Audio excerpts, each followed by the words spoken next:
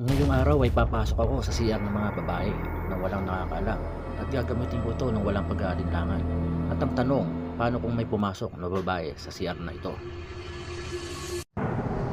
So guys, sobrang aga natin ngayon dito sa may Tektite, no? Dahil wala masyadong traffic. Maaga pa nang makarating ako dito sa Ortigas Center, dito sa Pasig City. Dahil sa papasok tayo sa loob ng Tektite Tower para magagamit ng CR.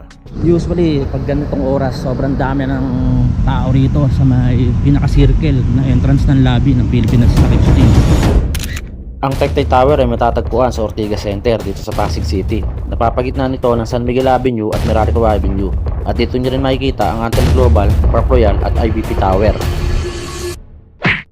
At pagpasok ko sa loob ay dumiretso na agad ako sa elevator at agad na nakasakay. Okay, sakit na tayo ng elevator, no? Waiting muna tayo rito. At ilang sandali pa ay nakakayat na agad ako sa 29th floor. Agad na akong dumiretso sa direksyon kung saan matatagpuan ang CR dito.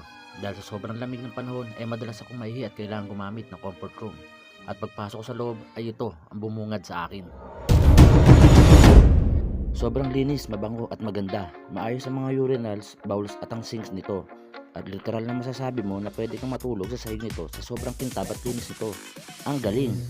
Konting trivia lang tayo, no? Yung CR nga pala na to, na kung saan ay nandito tayo sa loob, ay pwedeng gamitin ng both girls and boys. Kasi may nilaan ang management ng Philippine Stock Exchange na pwedeng gamitin ang CR na to, both different genders.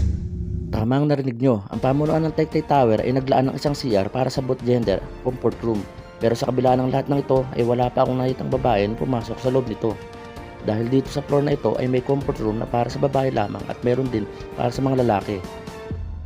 So papakita ko sa inyo, may nakalagay na Makikita nyo dito sa libas ng pinto nito ay may nakalagay na sign for all gender comfort room. At kung may kapintasan man akong masasabi ay ito lang ang napansin ko.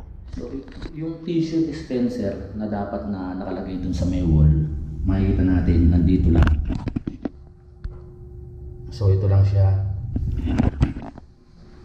Pero dapat dito siya nakalagay. So dinidikit lang, hindi na masyado madikit.